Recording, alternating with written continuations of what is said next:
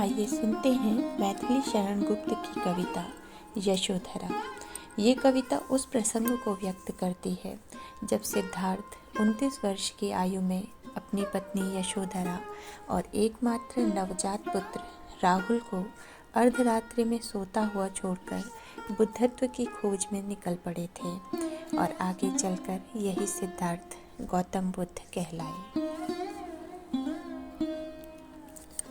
सखी वे मुझसे कहकर जाते, कह तो क्या मुझको वे अपनी पथ बाधा ही पाते।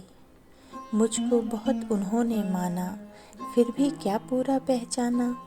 मैंने मुख्य उसी को जाना जो वे मन में लाते।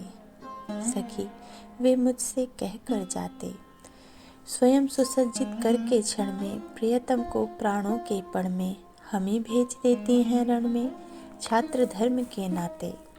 सखी वे मुझसे कहकर जाते, हुआ न यह भी भाग्य अभागा।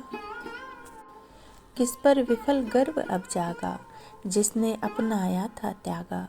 रहें स्मरण ही आते, सखी वे मुझसे कहकर जाते। नयन उन्हें हैं निष्ठुर कहते, पर इनसे जो आंसू बहते। सदै हृदय वे कैसे सहते, गए तरस ही खाते। सखी वे मुझसे कहकर जाते, जाएं सिद्धि पावे वे सुख से। दुखी न हो इस जन के दुख से, उपालंभ दूं मैं किस मुख से। आज अधिक वे भाते, सखी वे मुझसे कहकर जाते। गए लौट भी वे आवेंगे, कुछ अपूर्व अनुपम लावेंगे। रोते प्राण उन्हें पावेंगे, पर क्या गाते गाते।